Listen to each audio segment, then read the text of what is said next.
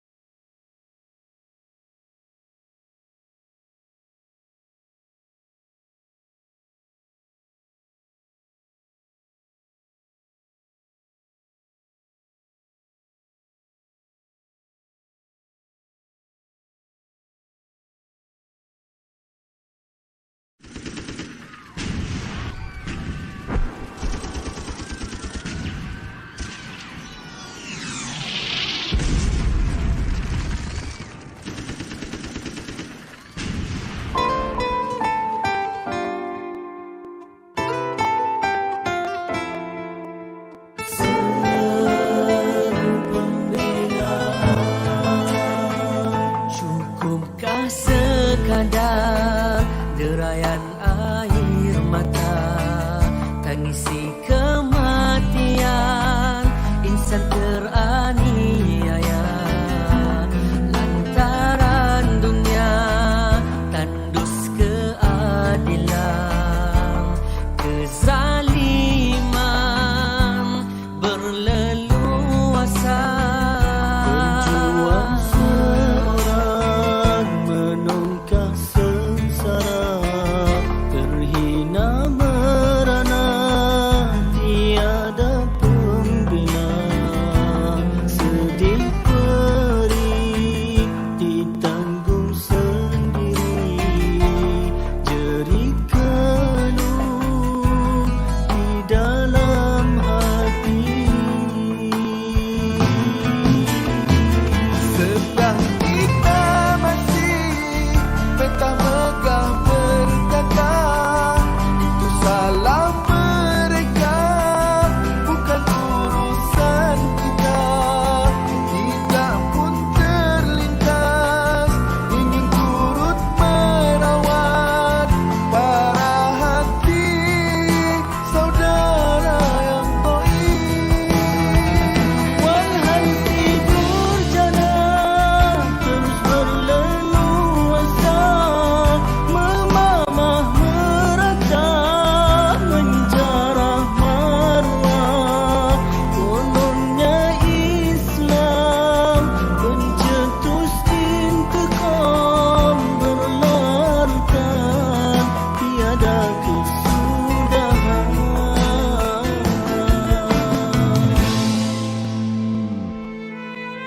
اللهم إليك المشتكى وأنت المستعان وعليك التكلان ولا حول ولا قوة إلا بالله العلي العظيم.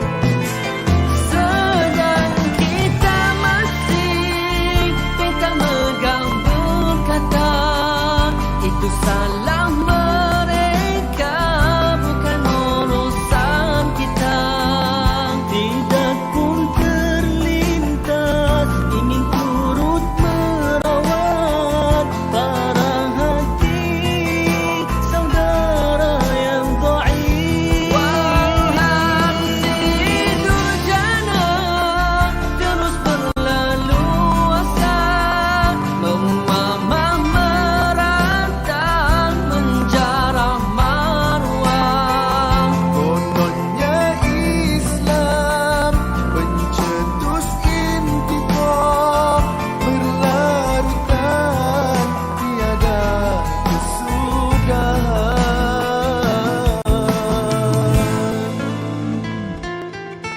Ayo dengan kesedaran kita marah, pulihkanlah maruah dan sucikannya. Nyawa tenaga harta doa senjata utama, pengorbananmu tinggi nilainya, tidak terbanding isi dunia.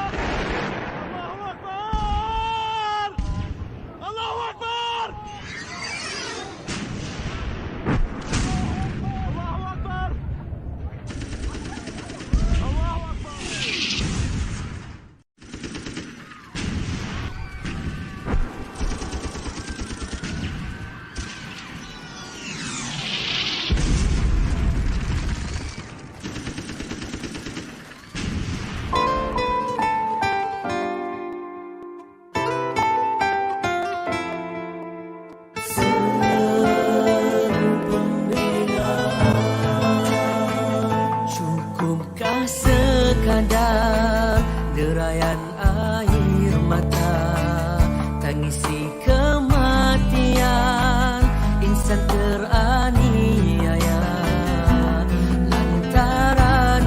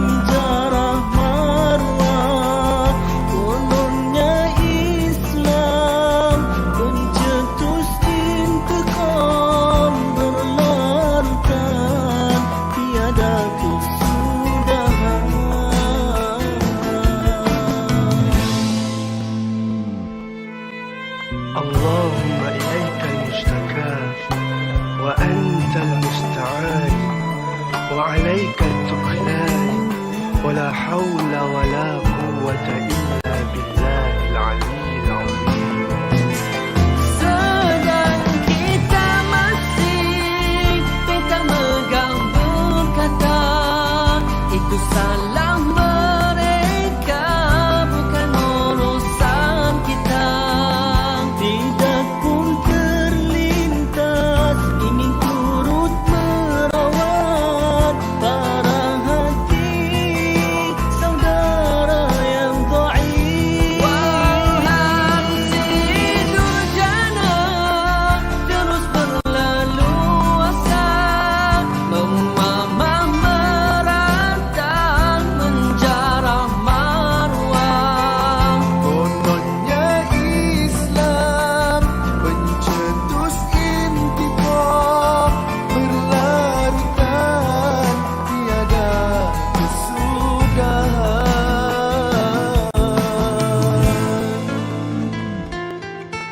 Ayo dengan kesedaran kita marah, pulihkanlah maruah dan sucikannya.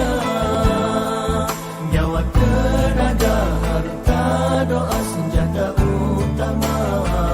Pengorbananmu tinggi nilainya, tidak terbanding isi dunia.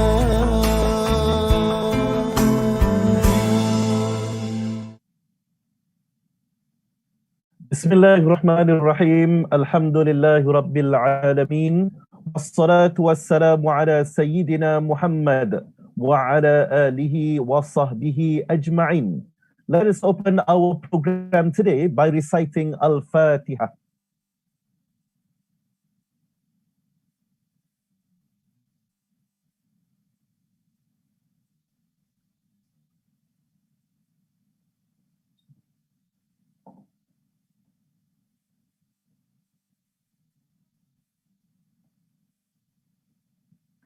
Assalamualaikum warahmatullahi wabarakatuh and very good evening. Yang berhormat Ustaz Muhammad Khalil Abdul Hadi, Chairman of PAS International Bureau. Yang berusaha Tuan Muhammad Afiq Awang, Chairman of PAS Youth International Office. Yang berusaha Professor Dr. Haim Abrishi Zabna, our distinguished speaker today, Professor of School of Oriental and African Studies, University of London, United Kingdom. Yang berusaha Tuan Muhammad Nadir An-Nuri Kamaruzaman, Muhibbah Ambassador of Malaysia, Aid4Palestine in Gaza.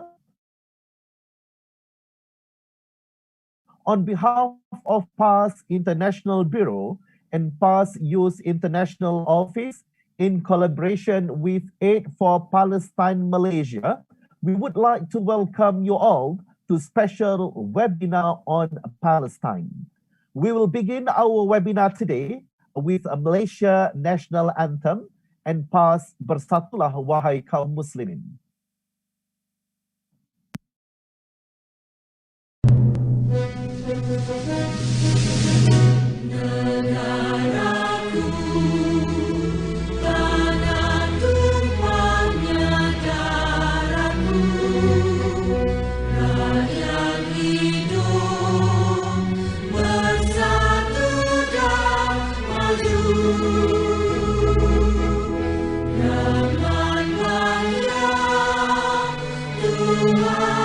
Dunia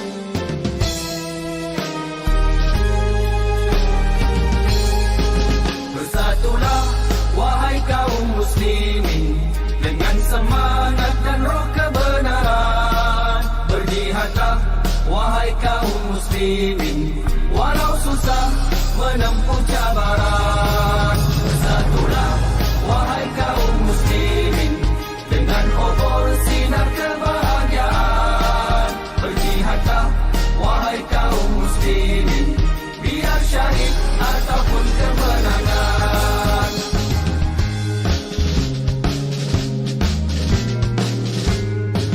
Berjuanglah wahai Aid4Allah dengan matlamat daulah Islamia. Berkorbanlah wahai yang beriman dengan harta dan segenap kepunyaan. Bergeraklah ke gerbang jasa, kalah menang bukan alasannya. Sucikanlah niat di hati hingga nyata benarnya janji Rabbi. Bersatulah wahai kaum muslimin dengan semangat dan roh kebenaran. Berjihadlah wahai kaum muslimin walau susah menempuh cabaran. Bersatulah wahai kaum muslimin dengan obor sinar kebahagiaan. Berjihadlah wahai kaum muslimin, biar syahid ataupun kemenangan.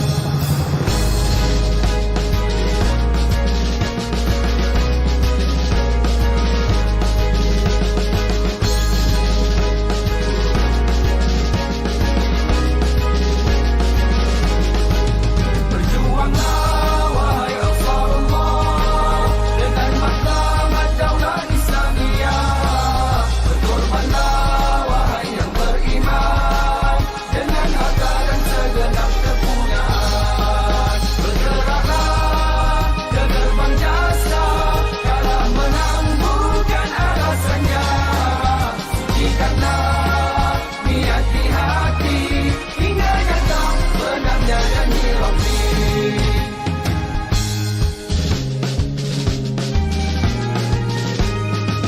Selamatlah Parti Islam melangkah, membimbing umat ke medan siasat. Berpedomankan Al-Quran dan Sunnah, suburlah hidupnya dan pasti berbuah. Suburlah hidupnya dan pasti berbuah. Suburlah hidupnya dan pasti berbuah.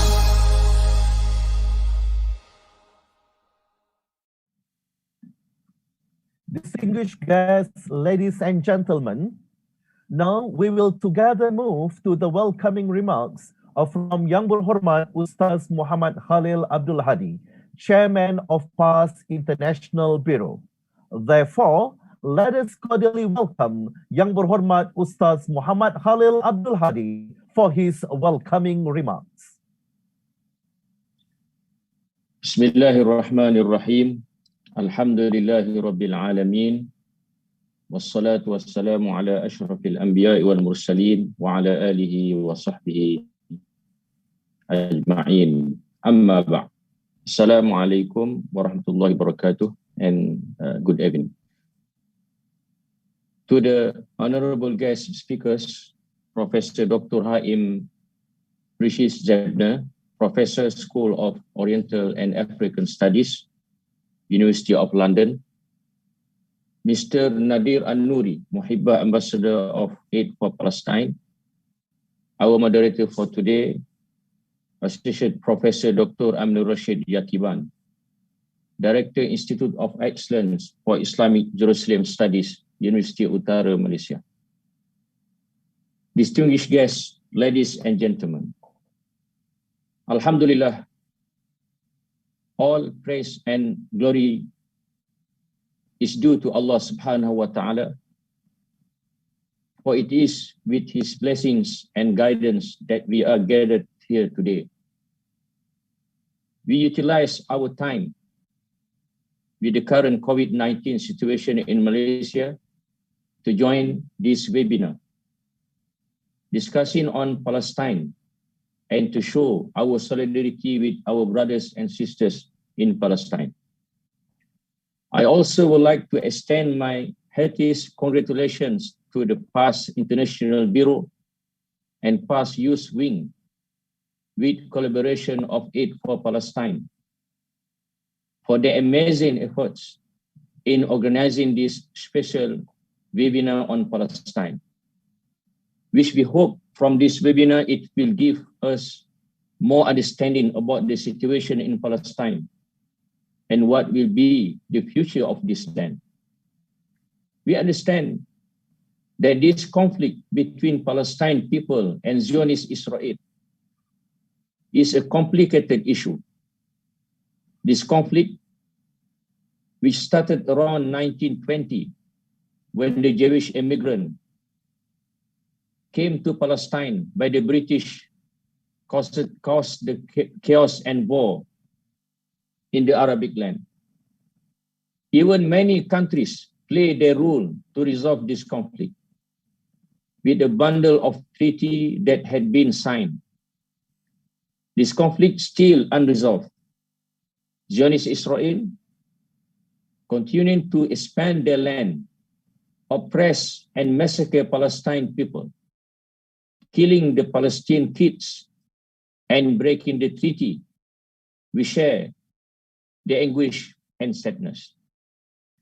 Again, this year, Zionists continue their oppressions towards Palestine.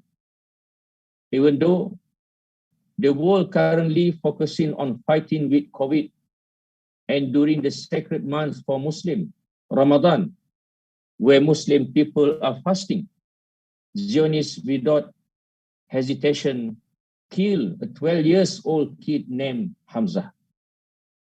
This is an eye-opener for the world towards Zionists in the humanity perspective. Hopefully, the world will become more aware of the injustice and oppressions that surround the innocent lives of many people in the land of Gaza today. Distinguished guests, ladies and gentlemen, the Al-Aqsa Mosque in Jerusalem or Baitul Maqdis is not only one of the three most sacred sites for Muslims, but also a sacred site for two other major monotheistic religions, Judaism and Christianity. I believe this Baitul Maqdis and Al-Aqsa Mosque should become the unity of the three religions. The sacred place should not be tainted with blood and war. It should become a place that brings peace and unity. The initiative of organizing a special webinar on Palestine should not end here, but to be continued in the future, so that the discussion related to the Palestine issues will continue until we get peace for this land. We should bring more NGO, public figures, religion and researcher, like our distinguished speaker, Professor Dr. Haim Bershid Zebna, to discussion so that we can get a big perspective on this issue, and to collaborate more in the future to bring peace to this land.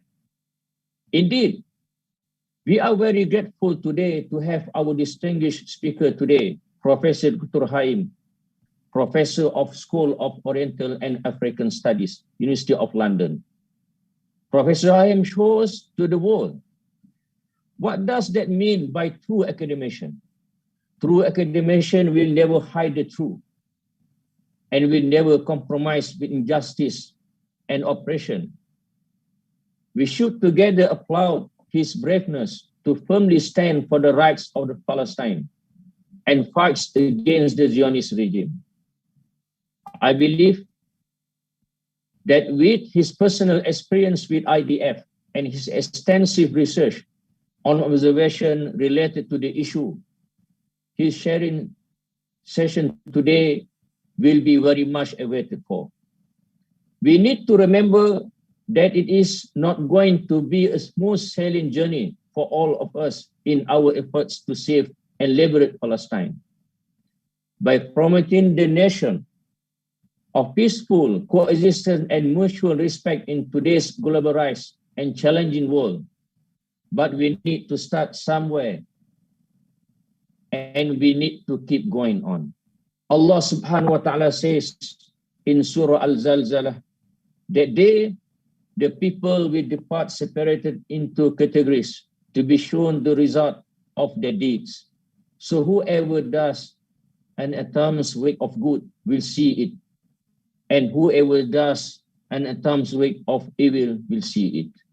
Before I end my speech, I would like to take this opportunity to again share my highest appreciation and congratulations to Professor Dr. Haim for his efforts and willingness to be with us today.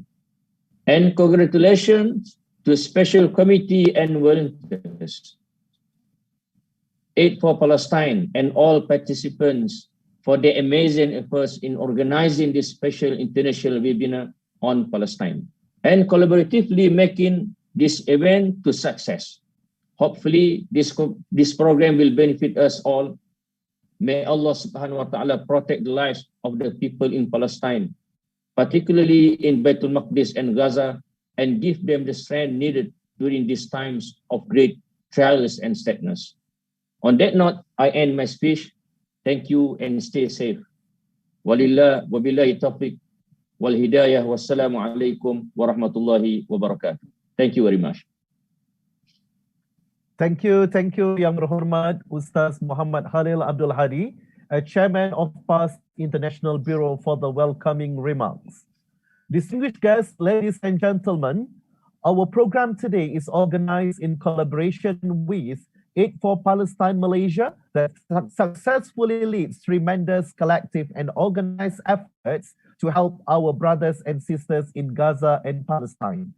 Up to now, Aid4Palestine successfully raised more than 17 million ringgit for Palestine, such an amazing achievement. Alhamdulillah, with collective efforts of the NGOs, government agencies, and all generous Malaysians, obviously, we can do a lot and can contribute much more to help our brothers and sisters in Gaza and Palestine. So, ladies and gentlemen, and all Malaysians, kindly contribute your best to help our brothers and sisters in Gaza and Palestine.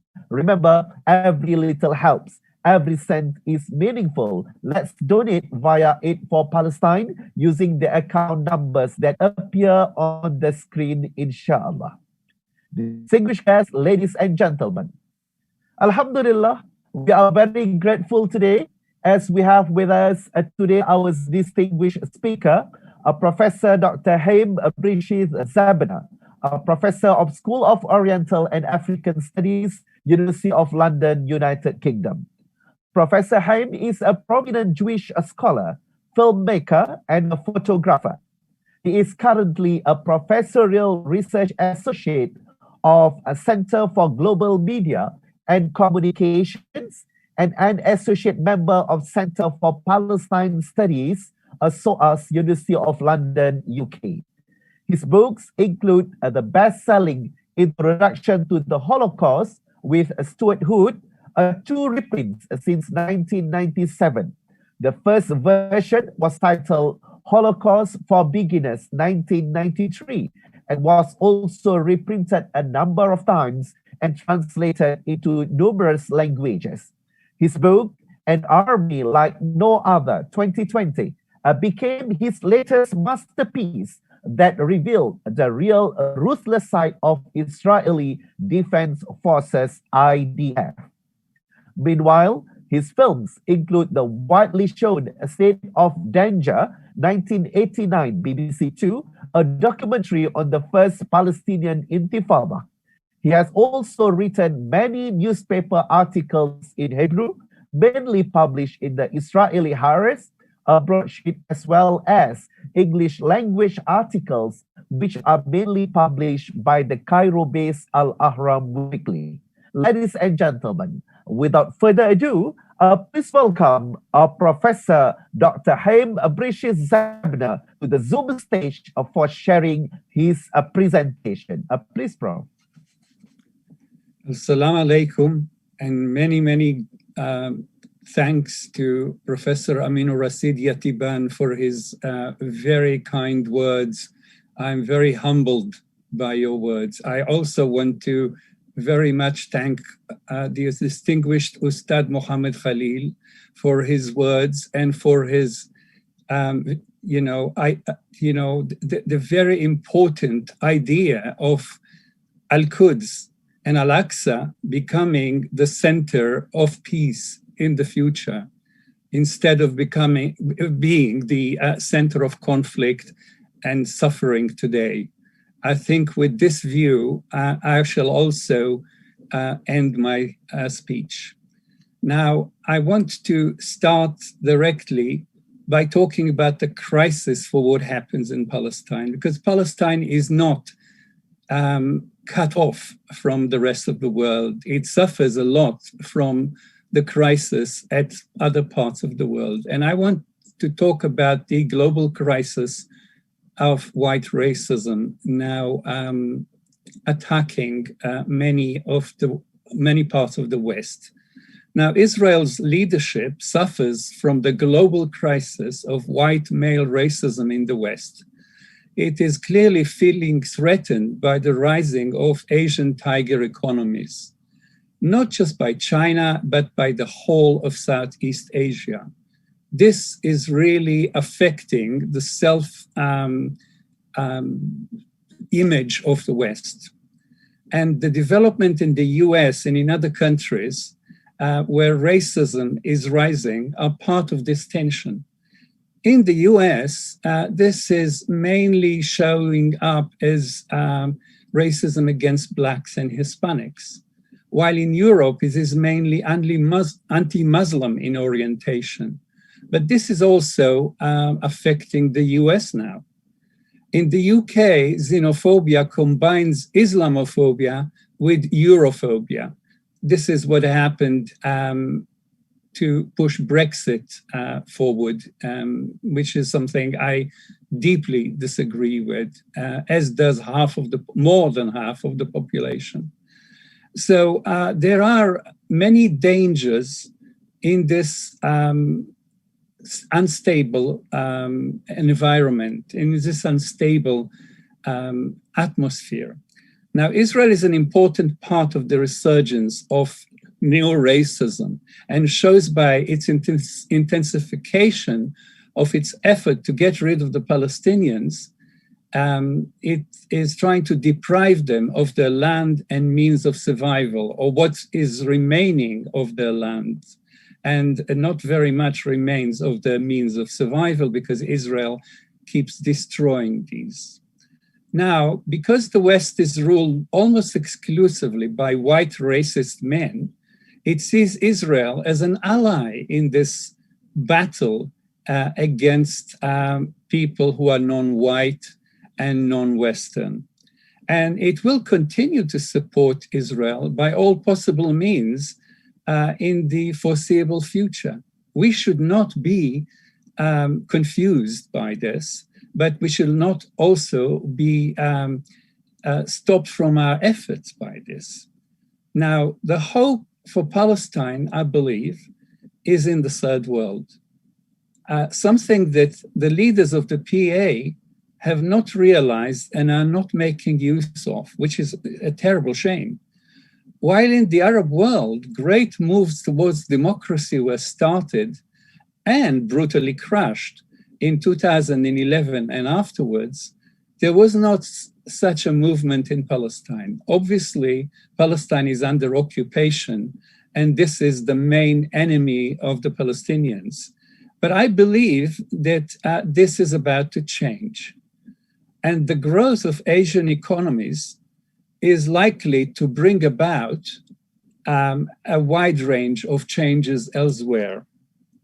So we are told now that there is a ceasefire between Israel and Hamas. It's a very welcome ceasefire and also a very temporary one, like all the ones before. We cannot have a ceasefire with Zionism, with colonialism, or with war criminals. There is no ceasefire with crimes. As long as Zionism, apartheid, and settler colonialism are the Israeli preferred reality, no Palestinian alive will ever be safe. I think I want to be very clear about that. It's very good that there is a ceasefire and nobody is shooting at anybody at the moment. But even that is not true, because Israel keeps shooting at Palestinians while they are not shooting back. So there will not be any safety for Palestinians as long as Zionism is there in the form that it is. Now, the West frequently proclaims Israel's right to defend itself. You must have heard it many, many times. Now, I ask you, have you ever heard anyone in the West saying, I support Palestine and Palestinians' right to defend themselves? Apparently, there is no such right of self-defense for Palestinians. Now, this is total nonsense. This must change. It is the Palestinians that need the right to defend themselves because they are under attack, not the Israelis. So this means, unfortunately, that the UN itself must change, because the UN is not democratic. The UN must be democratized and decentralized, because the Security Council at the moment can be vetoed by the great powers. This is a throwback to 1946 when the UN was created. And as long as this is the case, no one can pass anything against Israel in the Security Council. So this has to go. It's about time, after 70 years, that we start democratizing the UN and allowing the Security Council to take decisions without any veto rights for any nation. This is high time that it happened. Now, the means of changing power, the power balance, to change the situation in Palestine is a global BDS campaign, boycott, disinvestment and sanctions. This was what changed the situation in South Africa. I remember this because I was part of the campaign against apartheid in South Africa when I first came to London. And it took 20 or 25 years from its real start until its victory. But remember that in 1948, 2 apartheid states were created in this world. One was South Africa, and everyone knows about this, but people don't realize that the other apartheid regime was set up in 1948 was Israel. So we need to take heart from the victory in South Africa and follow a similar policy of BDS. And I suggest that everyone in Malaysia should actually take this very seriously and totally boycott any Israeli companies, not just those in the occupied territories, so-called, because the whole of Palestine is occupied. So there's no distinction.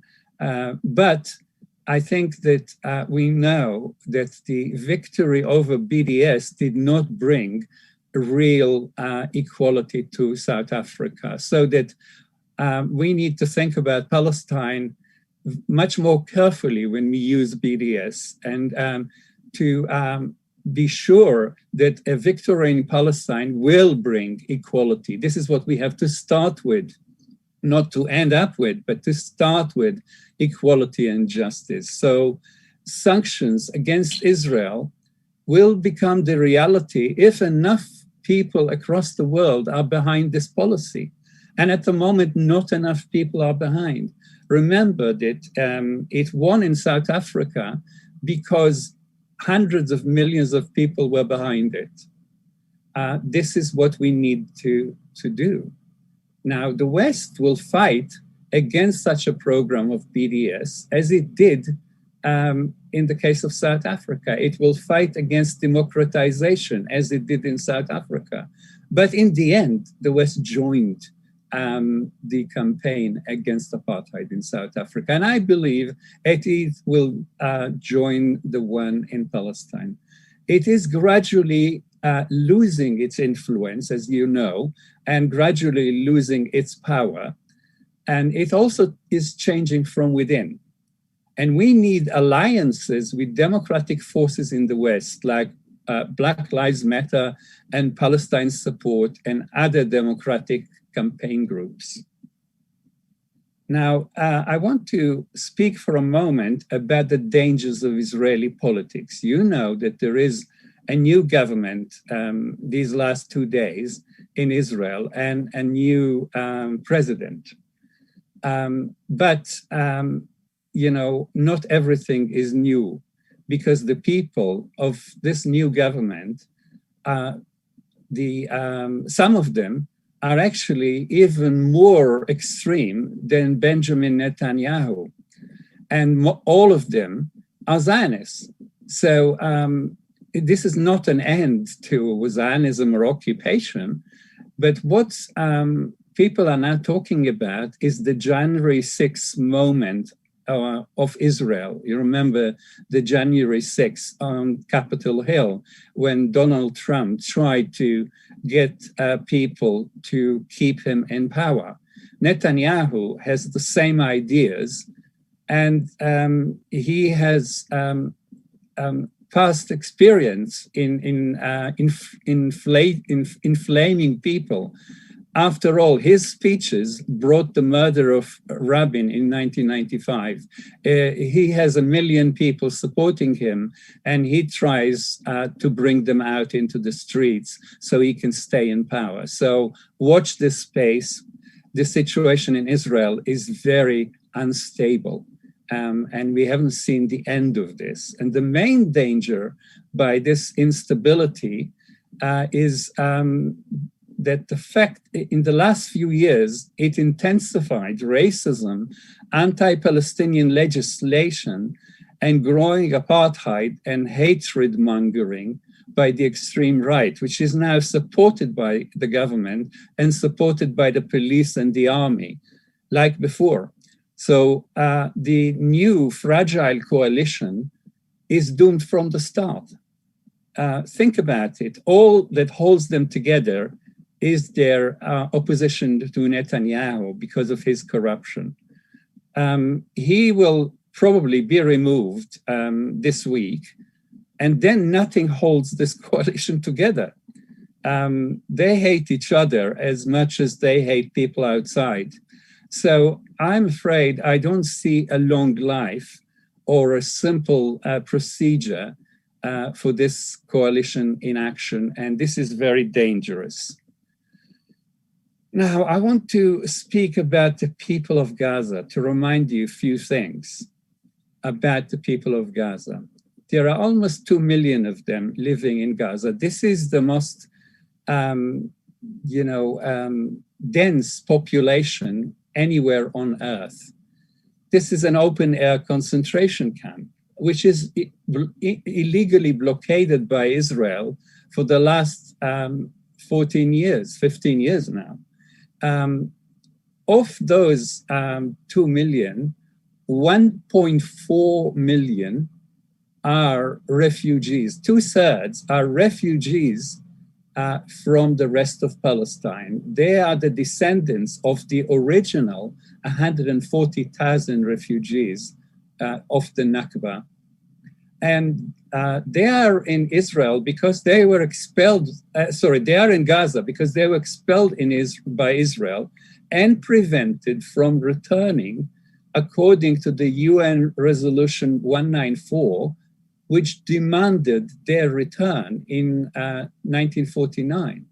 So Israel has illegally not allowed their return, or any other Palestinian return, even a single one, has not returned. I want to say the UN has done nothing to enforce this resolution or any other resolution on Palestine since 1948. This must change. And once the UN is democratized, this can change and will change. Now, Israel is responsible for those people for over 7 decades, and responsible for them directly since 1967, when the original residents of Gaza also have come under Israeli rule. It is even impossible to enumerate the exact number of Israeli attacks on Gaza since 1948. I tried to count them and gave up. There is also no reliable data on how many Palestinians were killed in Gaza by the Israelis.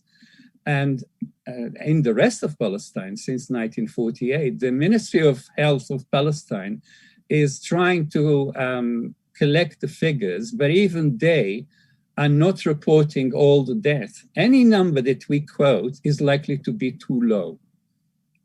Now, it runs into many tens of thousands.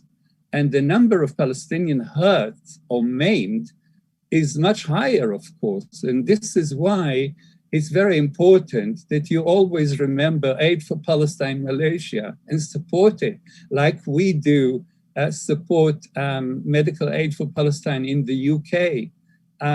This is a matter of life and death for Palestinians, as you well know. Now, the illegal blockading of Gaza since 2006 is directed at destroying the community of Palestinians, nothing less. And remember now that they also have to defend themselves from COVID while they're attacked, while their hospitals are bombed, while the Israelis stop passing fuel and food and medicines. And when there is no fuel, there is no clean water, and there is no electricity in Palestine. So this is basically an act of continuing genocide, which the UN has defined as a crime against humanity. In the rest of Palestine, things are slightly better, but not much better. Of the 800,000 Palestinians who were expelled in 1948, 600,000 or so have arrived to other parts of Palestine, and also to the Arab countries around Palestine, where most of them are in refugee camps, and some of them have no rights whatsoever, like the Palestinians in Lebanon, that have no rights to work, for example. They want to work, they want to be part of society, but they're not allowed to do that. So the life of people from Palestine in the diaspora is very difficult. And they are divided between the West Bank and Jordan, Lebanon, Syria, Egypt, and of course the rest of the world. So today, there are over 13 million Palestinians living in the world. Half of them actually live in Palestine, including Israel, between the River Jordan and the sea. Those 13 million, or now more than 13 million, have a right to live in their country. Let us not ever forget that when we talk about political solutions for Palestine. Now, Palestinians make out about 50% of all people living in Palestine now. In other words, they are becoming the majority, or are the majority of people living in Palestine. Israeli Jews make up about 48%. The rest are mainly European Christians. Israel uses a variety of statistical machinery to obfuscate this, to hide this fact that the Israeli Jews are a minority in Palestine. For example, by not counting the Palestinians living in Jerusalem. And of course, by not giving them any human, political, or any rights whatsoever. So they are like, visitors rather than citizens of Israel. They have never received citizenship of Israel, and their residency can be revoked at any point. Now, I want to talk about how Israelis understand this situation of being a minority in Palestine. Because Israel is a racist society of settler colonials, its leadership is not prepared to live with the non-Jews in Palestine, let alone live with them in Israel. So to both frighten the Jewish population and recruit the population for the ethnic cleansing project of Palestine, the leaders of Israel are fanning the flames of racial hatred around numbers of Palestinians in Palestine. In other words, they are always talking about this as the demographic time bomb. The Palestinians are not human beings in this view, but they are a demographic time bomb. This is a form of extreme racism, which we must bring to an end. And the Israelis faced the choice in 1967. Israel, for the first time, controlled militarily the whole of Palestine. So if the Israelis wanted a Jewish state and wanted two states in Palestine, a Jewish state and a Palestinian state, they could have done that. They could have returned to the 1967 lines, agree to create a Palestinian state, and Israel would remain a Jewish majority state. But holding onto the territories was more important to them. And so they decided to stay in the territories, including those in Sinai and in the Golan Heights. The Golan Heights is still under occupation, as you know, illegally. And instead of leaving the territories, they decided to dislodge the Palestinians living in them. Few weeks after the war, 250,000 Palestinians were ethnically cleansed from Palestine onto Jordan. The Jordanians had no choice. They had to allow them in or they will not live. So this was immediately after the war and was a sign of what Israel has chosen to do. So since then, of course, we can't talk about a Jewish state, though they are talking about Israel all the time as a Jewish state. There are 25% non-Jews living in Israel, and almost 5 million Palestinians living around this state, as well as almost 1 million Jewish settlers living in the West Bank and in the Syrian Heights. So Israel basically chose apartheid instead of choosing the solution of two states. And that is why anyone speaking about two states now is just supporting the Israeli continued occupation and oppression. And I suggest to you that this is not a real solution, but a fig leaf cover for the occupation. Now, because of this total obsession in Israel with demography, with numbers of Jews and numbers of non-Jews, Israel opposes any rights given to the millions of Palestinians under occupation. Israel is against any type of Palestinian state and said so many times. So I think we should take this into account when we talk about the future, not because we need to agree with Israel, of course. Now, let us talk about the future. And I will start coming to the end of my talk here. Palestine's future was carefully thought about by the PLO in its programs, in its political program. That was a program for one democratic state that called for all the people in Palestine, including the refugees, and of course the Israeli Jews living there, to be the citizens of the one democratic state of Palestine. This was the case until 1988. And this was a generous offer of peace by the PLO to the Israelis, which the Israelis never even considered, let alone accepted.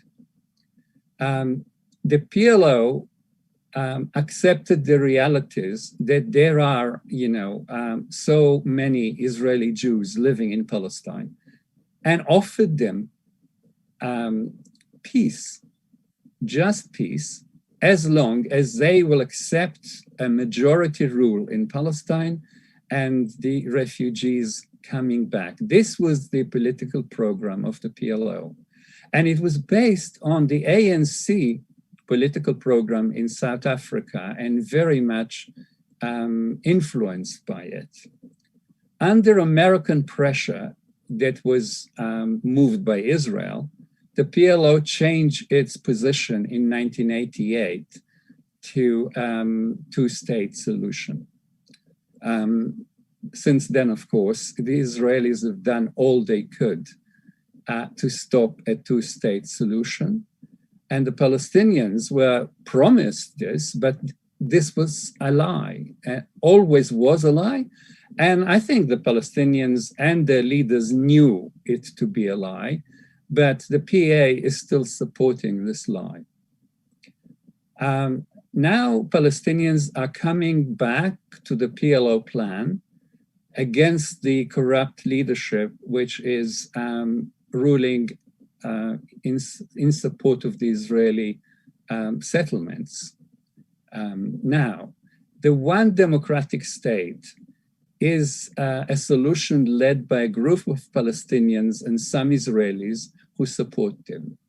I'm one of those people who supports them.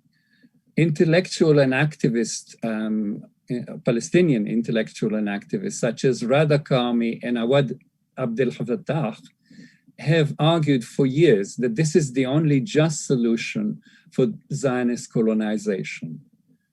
Well, what does it mean? It means, for us, the end of Zionism and all the inequalities, injustices, and illegalities that the legislation that the Israelis have brought will be all gone and replaced by a legislation and constitution guaranteeing freedom of religion for all. It means the setting up of a single secular democratic state in Palestine, a state of all its citizens in total equality. The constitution of the state will prohibit racial hatred of any kind and supporting it in any form. Of course, political parties will not be allowed which support any form of racism in Palestine. And of course, most importantly, the return of the refugees and their families to Palestine or financial recompense to those who prefer it. This will bring not just peace and equality to Palestine, but to the whole region in probability. And it will mean, if we were to be able to do this, a paradigm change. And the paradigm change is an end to apartheid and equality for all. Now, this is, of course, as I said, a return to the struggle for human rights for all in Palestine, which was the program of the PLO, without allowing any special privileges to any ethnic, religious, or political group. And we need to shift the paradigm from nationalist ideologies to equality and justice for all. Now, why am I saying it? Not just because it is right and correct and based on the Human Rights Charter of the UN and other UN resolutions on Palestine, and especially the resolution 194 demanding the return of the refugees. I'm saying it because it is the only thing that can win, like it did in South Africa. There are no arguments against equality. There are no arguments against ending racist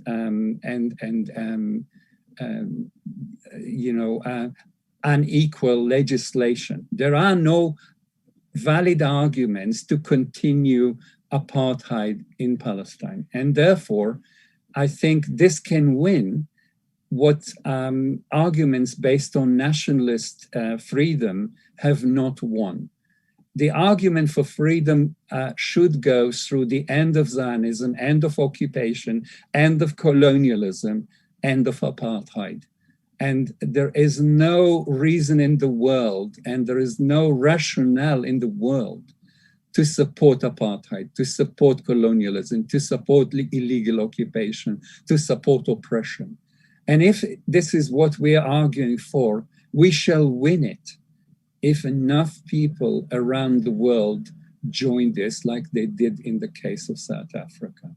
I'm speaking from Britain, and Britain was responsible for what happened in Palestine. It is under its mandate that all these things happened, and they supported them happening. But also, I want to say the UN is historically responsible for the Nakba and for the suffering in Palestine, because in 1947, the UN passed a resolution against the Arab states and third world countries that voted against this to divide Palestine illegally, and I think immorally, and give most of Palestine to Zionism. This was a terrible mistake, a terrible policy, unjust, unwise, and criminal in that it allowed Zionism to take over most of Palestine, even more than the UN suggested, to create ethnic cleansing and expulsion on massive scale so that they expelled 2/3 of the Palestinians. Without that UN resolution, this will not happen. And I say to you today, let us say to the UN, you have created the problem of Palestine. You have created the expulsion of the Palestinians. You have worked together with the Israeli racist state. And when they have expelled 750,000 people, 2/3 of the Palestinians, you have done nothing about it. Therefore, you are partners in this crime, historically and legally. And therefore, we demand that the US, Britain, and the West, who have supported Israel in its crime, will now support the rectification. And this crime must be corrected by bringing the Palestinians back to their land and by having a just peace between the two communities along the line of a single democratic state with freedom and justice and equality for all. So, building on the UN definition of apartheid as a crime against humanity, building on the UN definition of genocide as a crime against humanity, we want the UN to start and bring Zionist colonization and Israeli apartheid to an end. And there is no moral and or political argument against such demands, and therefore they will have to be accepted and they will have to be done. Now, I want to end by saying that the single democratic state in Palestine needs a machinery, and the machinery for change is complex. It is not simple. But everything is simpler than what we have now. And people said this about South Africa. People said this about Northern Ireland. I came to Britain in 1972, and people were dying in Northern Ireland daily because of British colonization of Northern Ireland. And the conflict has been brought to an end, at least as we look at it now, after 2 decades or more than 2 decades of it being in force. So the creation of a new republic in Palestine, secular and democratic, is not going to be simple, but everything is going to be simpler than and everything is going to be more just than what has happened to the Palestinians for 74 years. And I ask you to support this movement of BDS, because this is what the movement of BDS is asking for us to achieve, to bring an end and to prohibit any form of racism or discrimination in Palestine. And this is what it means. It will require a very complex process of truth and reconciliation in Palestine, in which the crimes of Zionism and the military apartheid state will be recognized and rejected, admitted, and asked for. Now, the Palestinians have a right to forgive. They have no duty to forgive. It's exactly like Black in South Africa, had the right to forgive, but had no duty to forgive.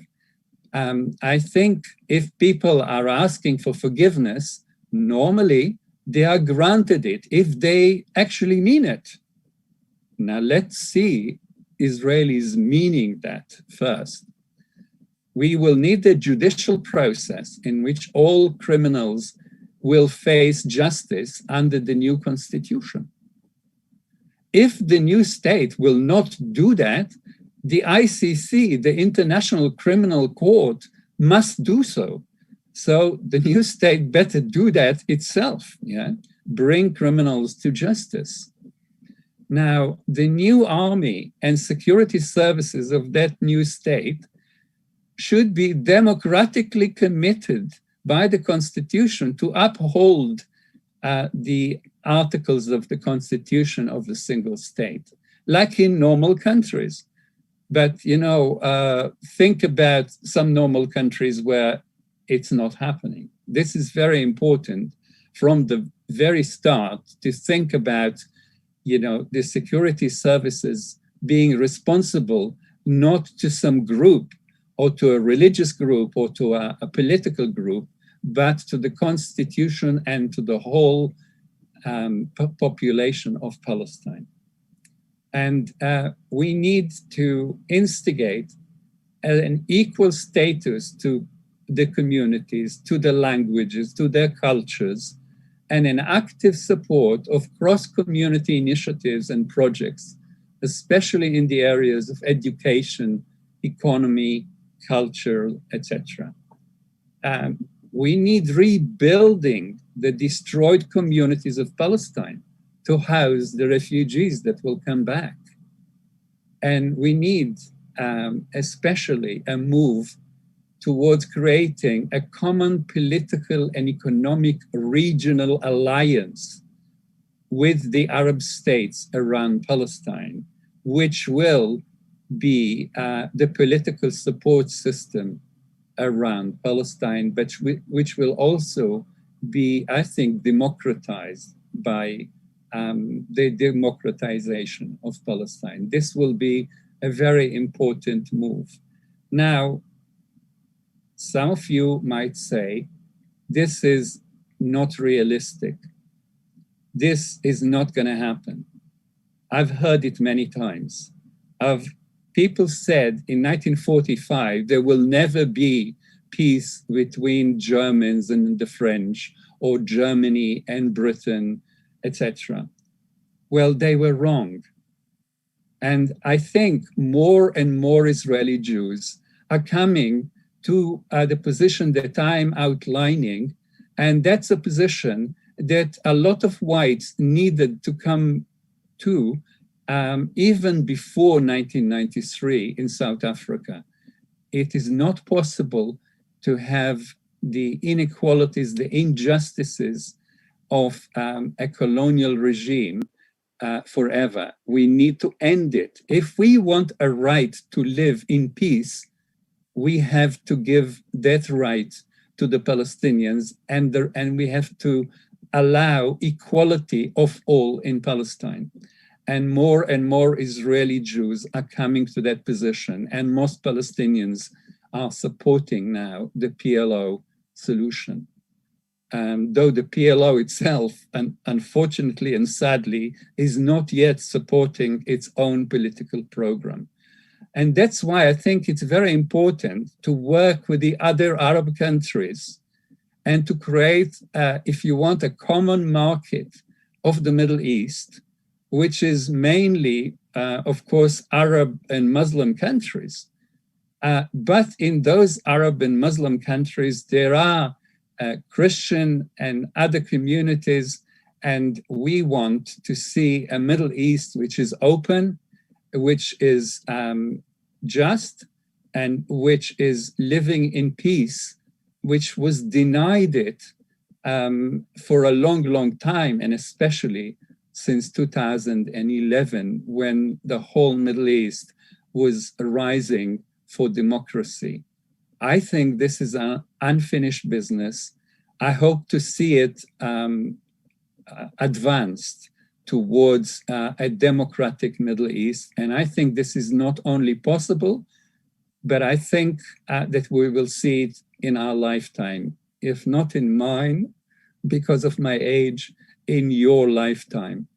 Please support, lend your financial support, your political support, your cultural support, your support of the BDS movement for creating such a just solution in Palestine.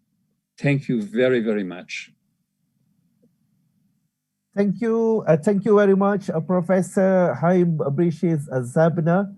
I believe that everybody feel impressive, very impressive, with the braveness, the honest observation, and a very deep analysis by Professor Dr. Haim Brishis Zabna.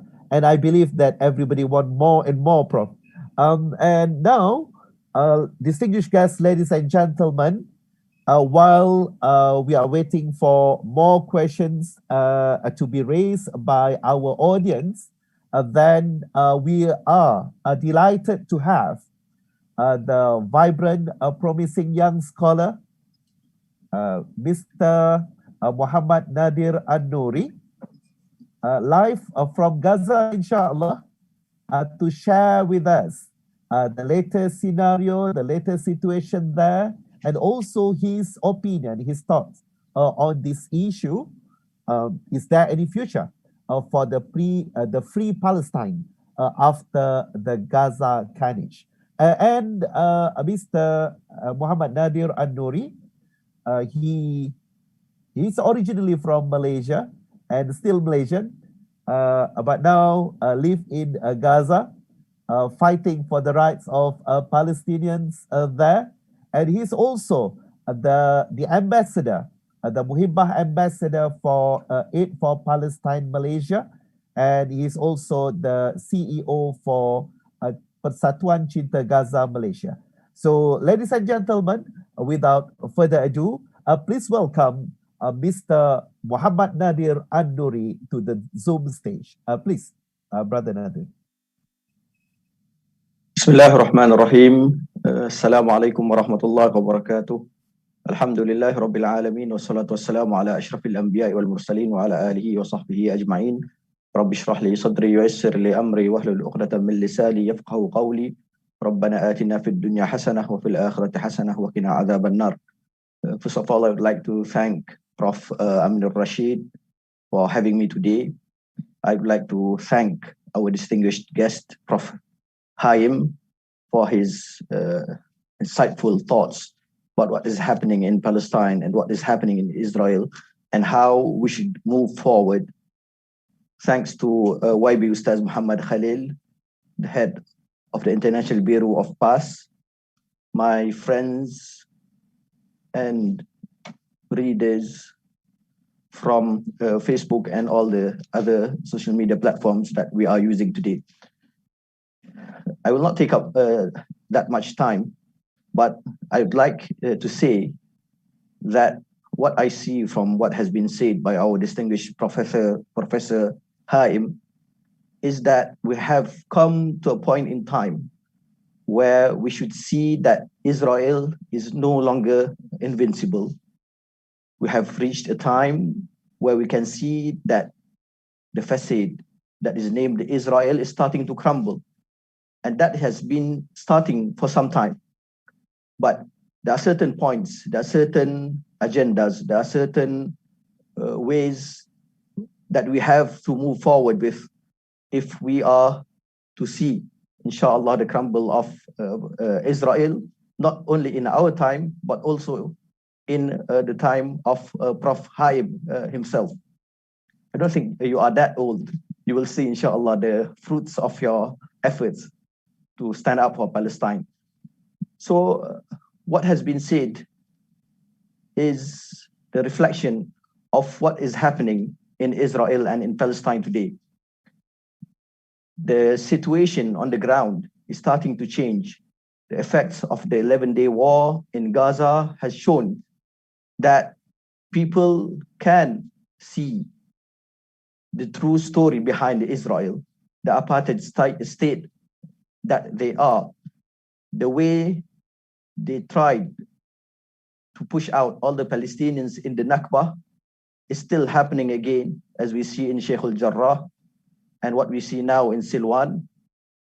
It is the same thing going over and over again. So we should take back a step in history, and we should learn from what has been done by others, as mentioned by our professor, what has been done in America, for example. And I would like to say that we cannot move against Israel as what we call a bulldozer. We cannot move as one strong opposition. But what we have to do is we have to drill some small holes in the wall of Israel, and that will make it crumble. So everyone has a part to do. Everyone has something that they can give to Israel or to give to Palestine for the justice of Palestinians. And I see that that is what is happening today. We see lawyers, and I was in a meeting with the Malaysian Bar Council a few days ago. They were saying about how they were collecting data to be proposed to the ICC as Israeli war crimes. We are seeing how the academicians, such as Prof. Haim and Prof. Aminur Rashid and Ustaz Muhammad Khalil, what they are doing to spread out the word about what is really happening in Israel today. We are seeing how NGOs are supporting the cause on the ground and helping to rebuild what has been bombed and been destroyed by the Israelis. So everyone is playing a part. And I'd like to say a few words or a few points that were written by a prominent thinker in Egypt. And his name is Dr. Abdul Wahab al-Masiri.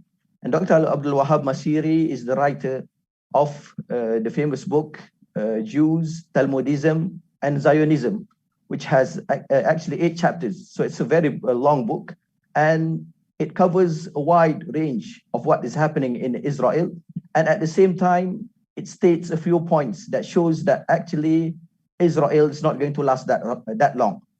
And one of the few points that he was talking about was how the social balance in Israel is very, very bad.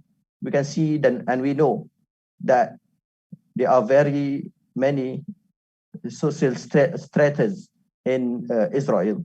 There are the Ashkenazi, there are the Haradim, there are the Mizrahi, there are the Sephardim, and all of those has a certain level in the social status of Israel. And that is something that they have not been able to monitor, and something that have not been able to prevent from happening. We see how the people from Russia are coming to Israel, and they are just willing to stay with Russians in their special kibbutz.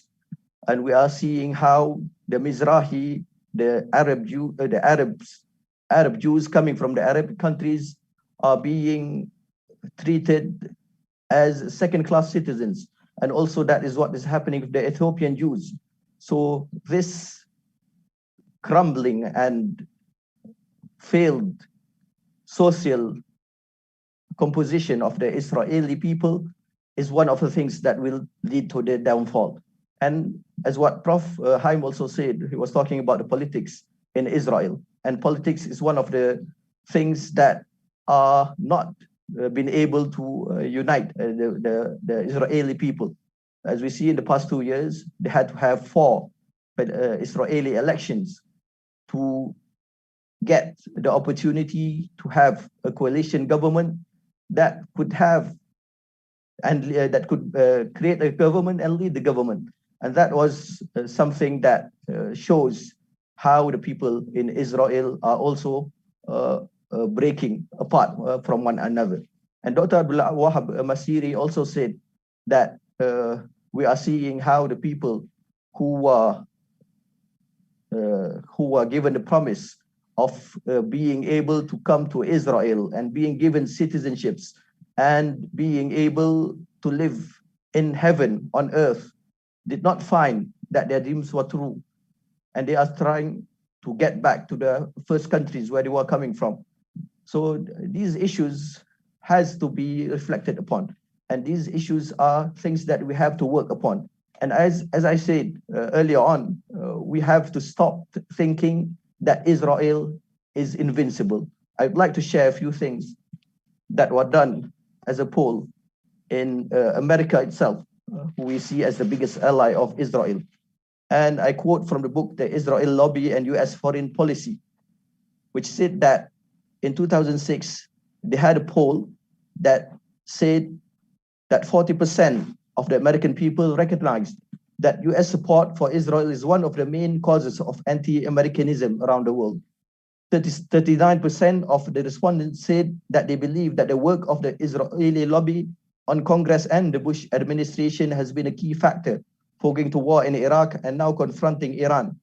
And in the same year, 2006, a poll stated that 66% of the respondents said that they agreed with the statement, the Israel lobby has too much influence over US foreign policy.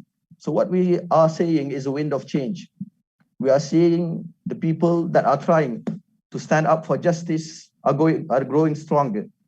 I think a few years back, the only names we heard from the European or from the American political states stating about justice for Palestine was just Bernie Sanders. Now we can hear the voices of Ilhan Omar. We can hear the voices of Rashida Tlaib. We can hear the voices of those others who are willing to stand up today and stand up for justice and going against the giant that is the lobby of Jews that are working in the US and those other countries. So I'd like to once again applaud all that has been listening. Everyone has to play a part. Everyone can do something. Everyone is capable of creating change. And at the very least, what you can do is to try and make the people around you understand about what is happening. You have to tell the people that are not only Muslims, but also the non-Muslims, your friends, your neighbors. You have to tell them about what is happening in Israel. You have to tell them about the apartheid state. You have to tell them about the cruelty and injustice that is happening. That if war to happen in any other country, it would not be allowed. But we are seeing it happen over and over and over again in Palestine. And we have to say that now is the time to stop. Enough is enough. And we have to move forward and create a much more equal and justified world where we can live in. And I once again thank Prof. Haim for the points that he has thrown over. I think as the NGO Cinta Gaza Malaysia, we have been working with many friends and many people from around the world, and each one has a certain role to play. And we are not just moving in a humanitarian aid today, we are also moving in advocacy.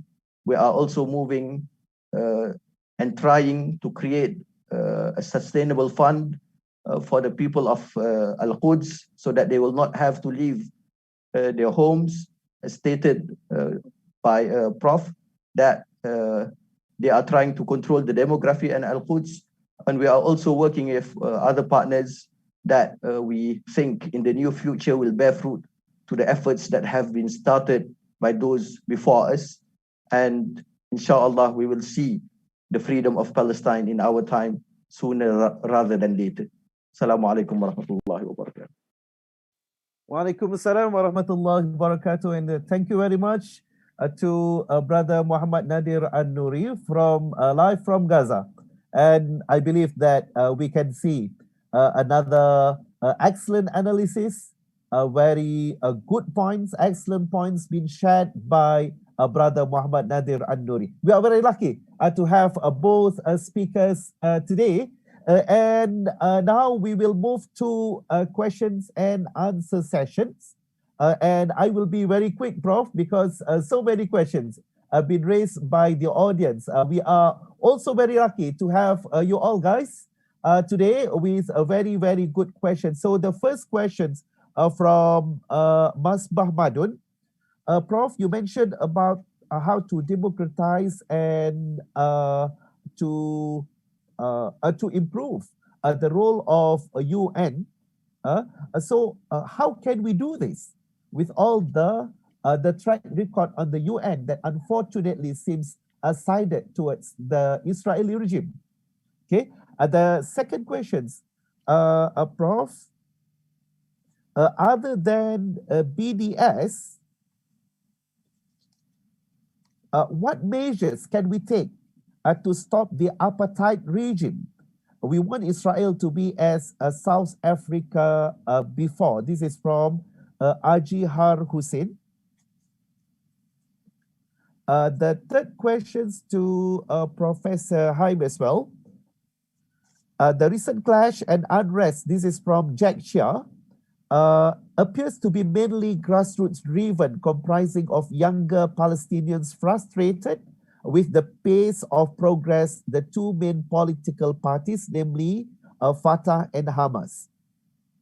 Okay, and 93% of Palestinians registered for the elections, which signal a potential high turnout for the legislative elections scheduled for May 22nd, but unfortunately was cancelled due to politicking.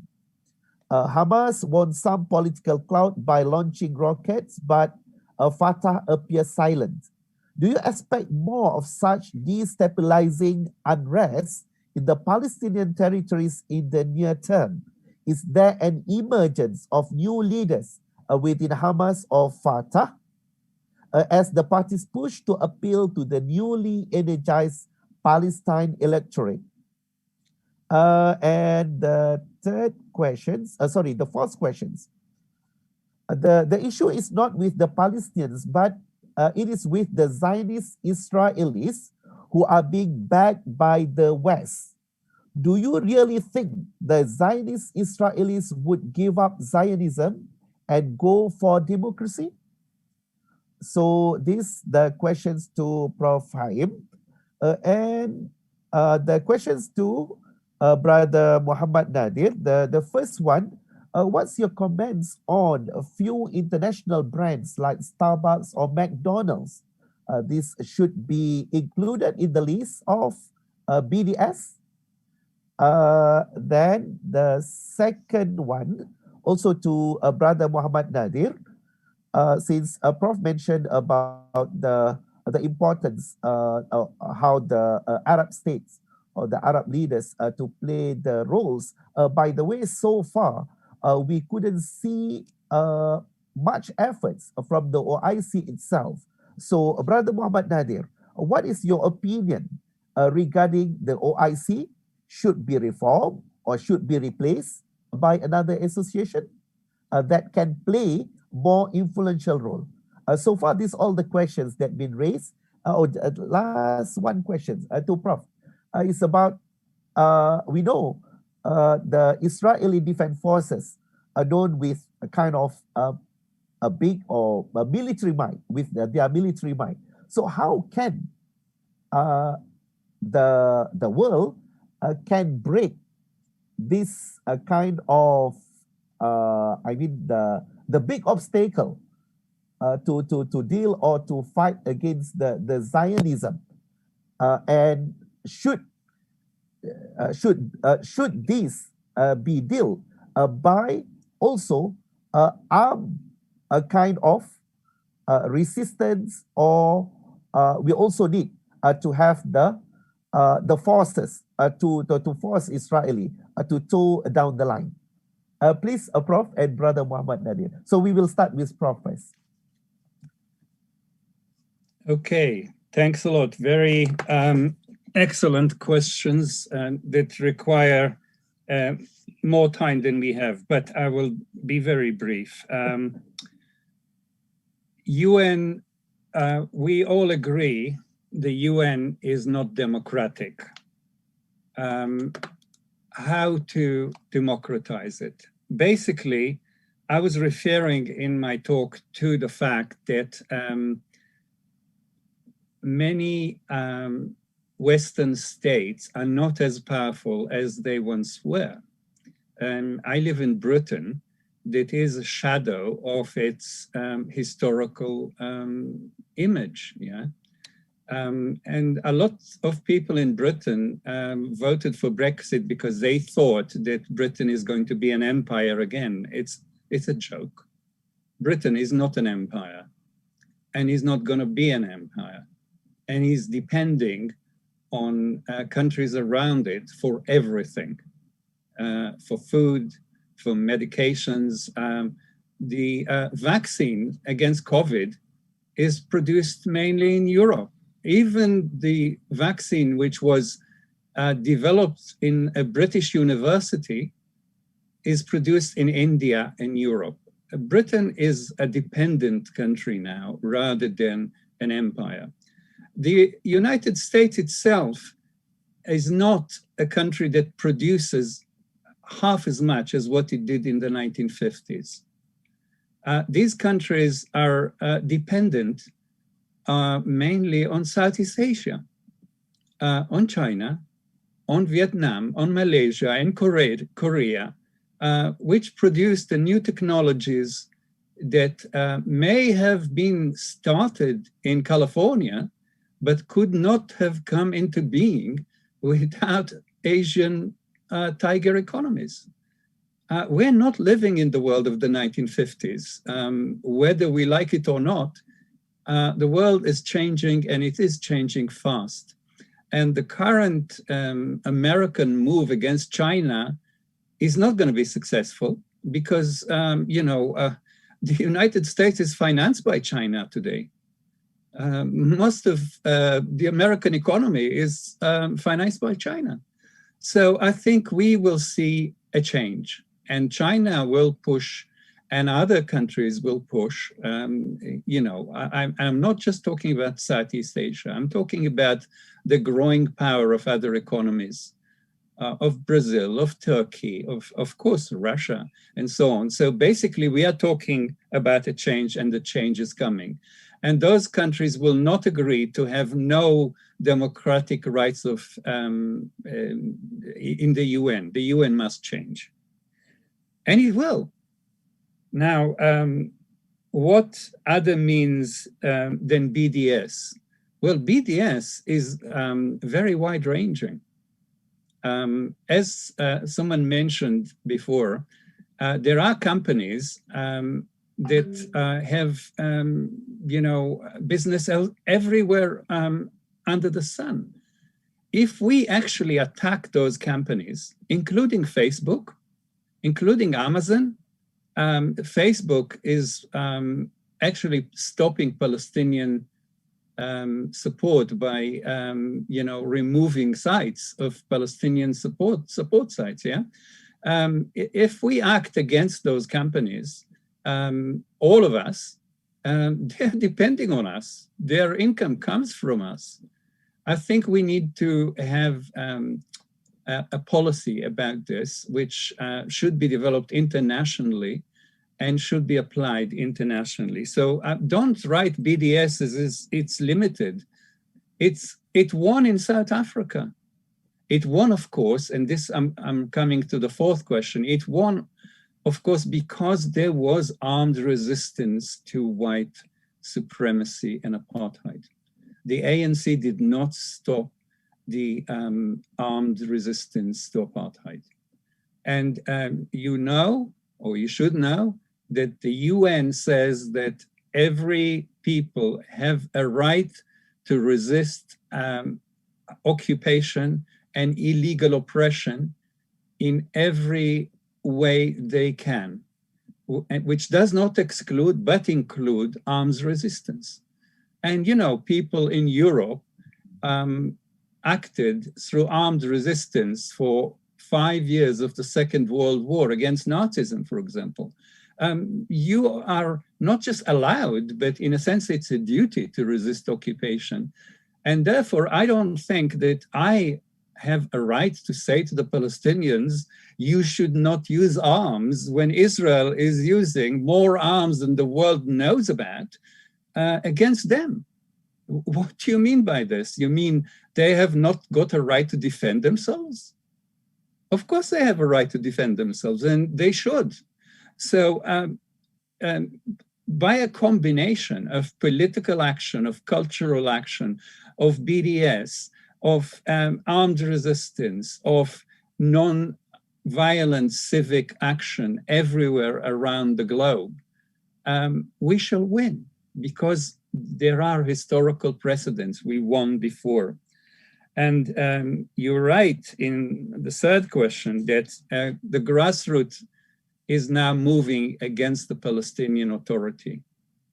And the grassroots is, on the whole, supporting Hamas still, because Hamas is not the corrupt movement that is ruling in Ramallah and supported by the United States and Israel. And Hamas is resisting occupation, you know. It's showing it very clearly. It resisted the occupation when people were kicked out of Al-Quds, in Sheikh Jarrah, in Al-Aqsa. It resisted. And to a point which I think was very well made by our speaker, actually, the Israeli army is not the invincible force that it is presenting itself to be. And in my book, I'm making that case in many, many chapters. In 2006, Israel was defeated in Lebanon. It put 120,000 soldiers and many thousands of tanks, and I don't know how many other things, into fighting something like less than 10,000 people of Hezbollah. And they lost. They had to ask the United States to arrange an end and a ceasefire, because they were suffering enormous, enormous numbers of people were killed in the last 3 days of the war. But also throughout the campaign, the rockets of Hezbollah were actually causing enormous damage in Israel. This is a different time. Friends, this is not 1967 when Israel could do what it wanted. No. There are weapons in the hands of the weak, and they are fighting back, and they're fighting back in a way that puts Israelis into a very tizzy state. They are really frightened. Now, okay, they are not suffering very much. In comparison to Gaza, they're not suffering at all. But the Israelis are kind of a cuddly lot. Even just hearing the alarms go off makes them very frightened. We should use that. And I think this will continue. The young people, 50% of the people of Gaza are children. You know, this is the new generation of Palestinians. They are educated by this conflict. They are resisting, and they are, able to resist. And actually, what is very good is that Palestinians are very democratic. Yeah, They support democracy. They want elections. They want to vote. They want to choose their leaders, and they're not allowed to by a combination of forces of the United States, Israel, and the Palestine Authority, which is a corrupt authority. So the Palestinians will bring an end to this. I have I have no doubt that they will bring an end to this. And the last question, will Zionism give up willingly? No. Zionism will not give up willingly. The whites in South Africa did not give up willingly. They only gave up when the whole world was fighting against them. When the whole world said, no sport in South Africa, no cultural links with South Africa, no university link with South Africa, no health, no financial links, nothing. We don't want anything to do with apartheid South Africa. And, they can't travel anywhere, the people who run South Africa. That brought a change. So it wasn't willingly that the South African leadership has given up its apartheid. They were forced to do so. And I'm asking you to do so in the case of Israel. The ICC, the BDS, the UN, everything together, the Palestine Solidarity Committees, the great demos in the Arab countries, the great demos elsewhere, which we now see. I think definitely we can say with Nadira Al-Nouri that there is a great change after those 11 days in Gaza and in Al-Quds.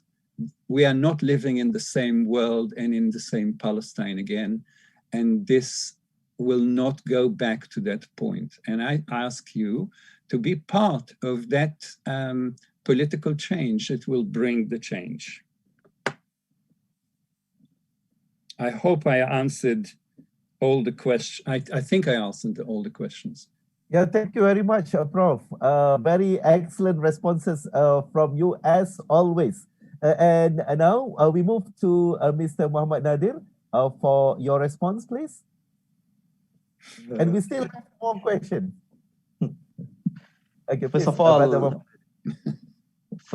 all, Prof. Haim, I had to laugh when you referred to the Israelis as a cuddly lot, because that was what we were experiencing in Palestine when we were seeing the bombs falling around the Palestinians. They were not afraid. They were trying to go out and help save the people who were martyred, who were trying to help save whatever was left from the bombings. And that was a very different situation as what was being seen in Israel, when the rockets were not intended for them, but were just passing over their heads, and they were trying to run away and hide in their bomb shelters. And that is one of their weak points, where they do not have an end in mind.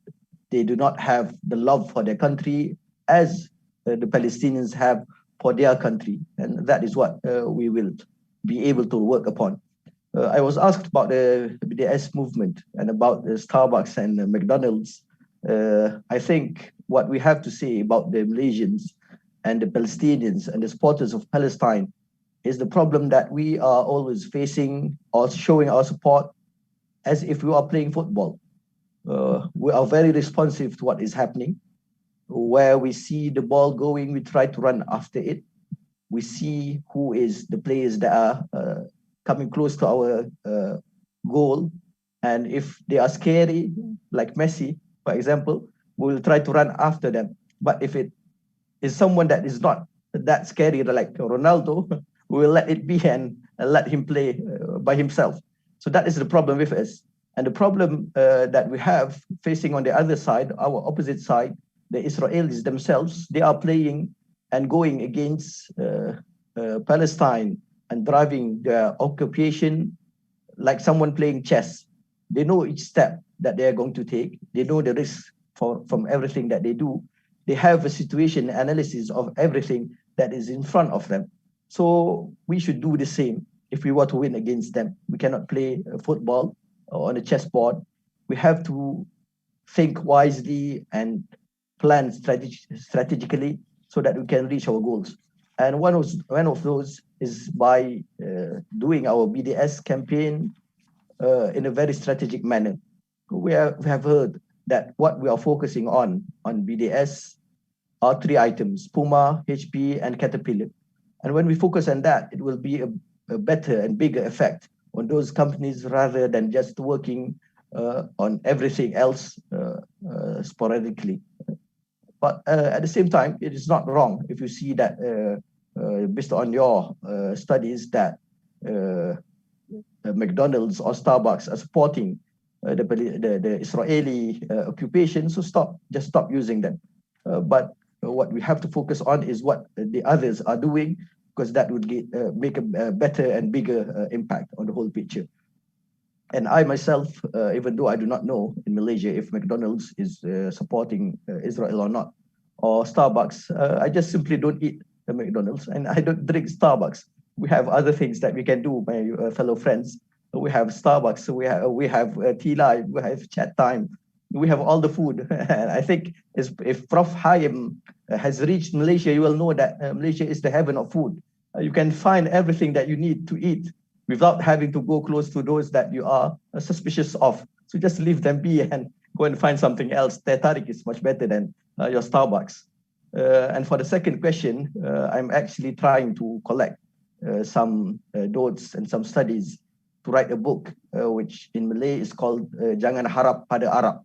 Jangan Harap Pada Arab, which means don't rely on the Arabs. Don't rely on the Arabs. The Arabs are now in a very weak state of mind. They are trying to oppose the Israelis, but they cannot go over the heads of their leaders. The leaders are very, very much doing the will of the Israelis. And what we have to do is focus on those other Muslim countries that have the will and have the strength and opportunity to go and do and take steps on the ground that will change the situation. I think one of the best ideas that was done by Dr. Mahathir Mohamad a few years ago was the KL Summit, where he tried to collect and call upon those other countries that were not Arab countries to go against the occupation. He called upon Turkey and Qatar and Pakistan and Malaysia itself and Indonesia. These powers that are not Arabs, if it were to be strategically positioned and put to gain efforts on the ground, I think they will be able to make change that is much bigger than the Arabs. Because as we see, the Arabs, although the people are with us, the problem is with the leaders, and they cannot go over the heads of the leaders. So yes, I don't know if Prof. Haim has heard that we in Malaysia, we call the OIC just the OIC. We just see everything, but we don't do anything. And that is the state of the OIC today. It has to be changed. It has to be brought up to a bigger and better level. And inshallah, we will see the change that we want to be. And we have to be the change that we want to be for the justice of the Palestinians. Thank you very much, Brother Muhammad Nadir. Very excellent responses. And I believe that we nearly there to the end of this session. By the way, there are still some questions to Prof. Would you be okay? Sure. Yeah. To entertain. Okay, that just another 2 questions to Professor Haim. The first one, Prof, how secure it will be for the countries or any entities from Israeli or their alliances interference if they try to show direct support to the Palestinian cause? For example, maybe Iran tried to do that openly, but then they have been sanctioned by the US for whatever reasons. Okay, this the first questions. The second questions, Prof, since it seems that as long as US and the current structure, the current situation of UN, it seems that we cannot totally rely on the UN itself. So in your opinion, how can the global protests and our voices can put enough political pressures to reform the UN, to change the stand of the US and also their alliances. And one question to Brother Muhammad Nadir. What's your opinion? How can Malaysia lead the global efforts to save and liberate Palestine, while we know that Malaysia, in the eyes of the world, is just a small entity that may not have impact to the world? Would that be okay? Okay, so please, Prof, your response. Sure. First, on those other countries, not the Arab countries necessarily, that have the right position, what can they do and how shall they do it? I mean, Iran is a case in point. The Iranians are supporting the resistance in different ways, and I don't need to tell you about it, you know. But they suffer for it. Iran is suffering every day and every week. We have heard about tens of attacks by the Israelis on Iranian ships. The Israelis have killed tens of Iranian leaders, military, scientific, cultural, by death squads in Europe, in Asia, in Iran itself. The Iranians have suffered quite a lot from the West and from Israel, first through Saddam Hussein's attack on Iran that, you know, created a war that lasted 9 years. So Iran has suffered for its principles, and I think will continue to suffer, not willingly, but I think we can see the first breaks in the wall, as you said before. And Mr. Biden is opposing Netanyahu, or Netanyahu is no longer the prime minister, but he opposes Israel when he wants to sign with Iran. He's doing the right thing for a change, as opposed to Donald Trump. He wants to end the conflict with Iran. Iran is a powerful country, an important country, and to fight it like an enemy makes no sense when it is not an enemy. So I think the Americans are now changing tack, and they are prepared to face Israel and to defy its call to attack Iran. Joe Biden is not going to start a war with Iran. This is very clear. So Iran will continue to support Palestine, and this is part of the deal with the Americans. The Americans know the Iranians are supportive of Palestine and will continue to do that, and they accept that as long as it doesn't go too far the way they see it. We will see what the result of the new agreement will be. The old agreement that was signed with Iran did not stop Iran from supporting the Palestinians. Now, I want to talk about a few other countries very quickly, not Arab countries. Some of the richest countries in the world are Muslim. For example, Azerbaijan is a very rich country. It's a very small country, but it's very important because it holds a lot of oil. In Europe, it is the largest oil source, and the Russians are very dependent on Azerbaijan. So I am looking to countries like this to play a progressive role. They haven't done so. Azerbaijan moved from the Malaysian position of not having relationships with Israel to a position where they are very friendly with Israel now. Not only that, they are major clients of the Israeli arms industry. The Israeli arms industry, the military industrial complex of Israel, is the major finance arm of Israel. So if you're buying arms from Israel, you're doing something very terrible. I mean, if you're buying arms, you're doing something very terrible. But from Israel, this is really the worst thing to do. So I think we should, see this kind of pressure coming from Muslim countries on other Muslim countries, saying, how do you actually allow yourself to be in the Israeli pocket? Because once you buy arms from Israel, you are dependent on Israel. If you buy that important technology from Israel, you are dependent on it. You shouldn't allow this to happen. So I'm also thinking about Turkey. Turkey is a very large, important country, which has a difficult relationship with Israel, but not one of opposition. And I think it will be very good if Turkey plays a role more like Malaysia plays over the years. But it hasn't done so, partly because it's in NATO, partly because of American pressure. I think Muslim countries should now review their role if they want a change. And I believe people in Turkey are supportive of Palestine. I believe people in Azerbaijan are supportive of Palestine. I believe people in Britain are supportive of Palestine. It's the governments that are not doing so. And I just want to end by saying that,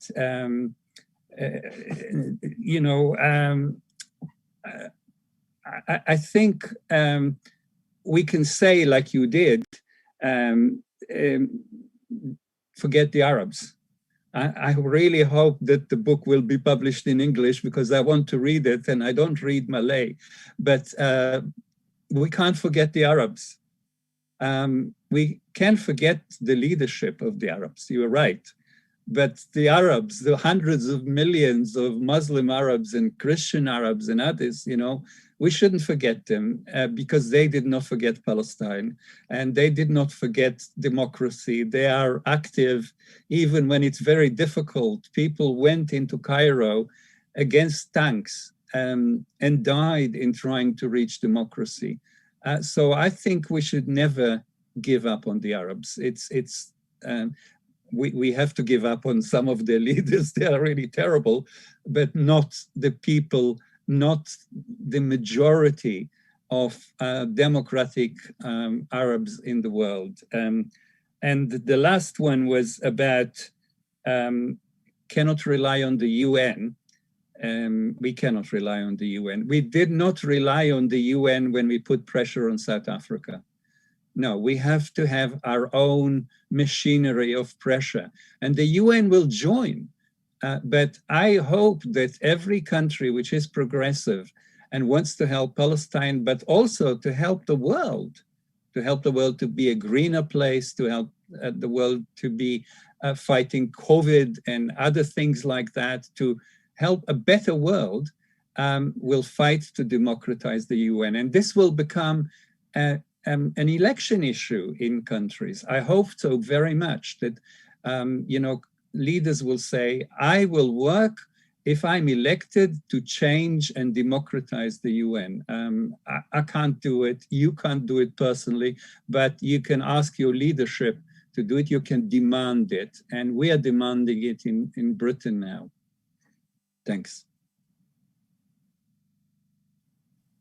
Thank you very much, Professor Haim. Very excellent responses from you as usual, and it's very interesting to highlight the important roles of countries like Azerbaijan and other countries as well. And now, please, Brother Muhammad Nadir, your response. Thanks again, Professor Abdul Rashid. I think that, in my personal opinion, one of the best positioned countries to go against Israel is Malaysia. We have the whole people of Malaysia are supporting Palestine. The king is supporting Palestine. Our leaders are supporting Palestine. But are we doing enough? That is the question. And I say personally that we are not doing enough. We can do much, much more than what we are doing right now. And if Professor Haim said that Turkey was playing a much smaller role in going against Israel than Malaysia, I dare to oppose. And as an example, we saw that when the UAE tried to do normalization with Israel, what Turkey did was call upon their ambassador or send back UAE's ambassador to the UAE because they opposed what was being done by the UAE. And Malaysia, what we did was to say that we don't intervene in other people's business. We are a country that is non-allied. We don't like to talk about what other people are trying to do in their own parts of the world. And that is a very weak position to take. And I think that as the Malaysian people are very, very strong in opposing Israel, we have to have stronger, much stronger pressure groups that can make the government move to do much bigger roles and parts in opposing the occupation. And I see that there's a big chance that if Malaysia plays that role, we will have other countries that dare to follow in our line and our lead, and will do what we ask them to do. We saw what happened in the KL summit when some other countries did not dare to come to Malaysia because they had some interests with other countries. They couldn't come because they had people working in some of those countries that were pressurizing them not to go. They had some things that they put in and prioritized in comparison to what was happening in Palestine. But if we were able to play a bigger role, I think we can lead. And economics or the army is not something that we have to be too scared about. It's about our voice, and as a sovereign country, we have that voice. We can do changes without having to rely upon our economy or going against them with our army. That's not what we're asking. But there are so much gaps that we can still fill as Malaysians, and we should do that. And one other thing that I think Malaysia can become strong in is as a center of knowledge about what is happening in Palestine. We have our excellent center of knowledge that is headed by Prof. Aminur Rashid. We have other centers that can be the source and should work more in translating books and doing studies and proposing ideas to what we should do to go against the occupation. And that, I think, is one thing that the government will be willing to do, even though if it's not of their free will, maybe because they are doing that because they want to get votes from the people, because they see that the Palestinian issue is something they can work upon to get the support and garner the support of the people. But at least they will do that. And we, as the people who understand why we have to liberate Palestine, we have to try and do the best we can and do anything we can to reach that goal. And those who are hearing, I once again stress, we are capable of doing much more. We saw how our Prophet Muhammad sallallahu alaihi wasallam, he was one single person who was going against a whole bunch of people that was praying towards idols for so many hundreds of years. But he was able to change that because he had the willpower, he had the strategy, he had the confidence, and he had the people around him who he managed to convince to do the same. And that is what we should do. Everyone is capable and everyone should do his part. And that will be, inshallah, what we will be asked upon as Muslims in the hereafter. And inshallah, we will be able to answer when the Palestinians ask us, what have you done to liberate our country and to help us when we were being badly treated by the occupation. Thank you very much. Many thanks to Brother Muhammad Nadir and Professor Dr. Haim for all very brilliant responses, very brilliant ideas, very excellent thought that been shared tonight. And I believe that we learn a lot from the discussions that we have from around about 9 o'clock today until now. And yes, there will be a lot more to do, okay? Because we will not only talking and talking, but we will try to, and we have to strategize our efforts. We need to collaborate. We need to work together. We need to learn what's the best to move forward towards the liberation of Palestine. And inshallah, we have the same intention, the same noble intention, and we have ideas. We have many kind of capabilities. Let's share with us. Let's be together and let's work together for the sake of liberating Baitul Maqdis, Al-Aqsa, Palestine, and to save the people there. So again, on behalf of PAS International Bureau, we would like to thank both of our awesome speakers today, Professor Dr. Haim Brishiz-Zabna from SOAS London, and also Brother Muhammad Nadir An-Nuri Kamaruzaman from Gaza, that you spent very precious time with us today, and we really appreciate that. And I think I have to share with all of you as well that Professor Dr. Haim willingly and generously contribute his honorarium totally to Aid4Palestine to help providing medical supplies and also the aids for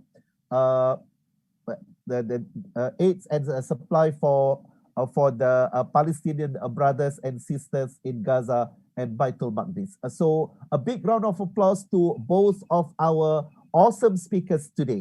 And thank you very much on behalf of the PAS International Bureau and PAS Youth Wing in collaboration with Aid4Palestine. Ladies and gentlemen, so we have a lot more to discuss and a lot more to do. By the way, we will end our session today by reciting dua, inshallah. أعوذ بالله من الشيطان الرجيم بسم الله الرحمن الرحيم اللهم اجعل جمعنا هذا جمعا مرحوما وتفرقنا من بعده تفرقا معصوما ولا تجعل فينا شقيا ولا مطرودا ولا محروما ولا مقطرا في الرزق برحمتك يا أرحم الراحمين اللهم إنك تعلم أن هذه القلوب قد اجتمعت على محبتك والتقت على طاعتك وتوحدت على دعوتك وتعاهدت على نصرة شريعتك فوثق اللهم رابطتها وأدم ودها واهدها سبلها واملأها بنورك الذي لا يخبو واشرح صدورها بفيض الإيمان بك وجميل التوكل عليك وأهيها بمعرفتك وأمتها على الشهادة في سبيلك إنك نعم المولى ونعم النصير ربنا آتنا من لدنك رحمة وهيئ لنا من أمرنا رشدا وصلى الله على سيدنا محمد وعلى آله وصحبه وسلم والحمد لله رب العالمين.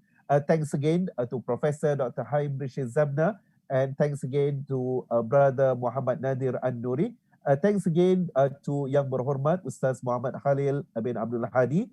And thanks to everybody that support us and join us today, and hope to see you again in the next available session and a special webinar on Palestine, inshallah. So thank you very much. Assalamu alaikum wa rahmatullahi wa barakatuh. And we close our special webinar on Palestine by reciting Surah Al-As and Tasbih Kafara.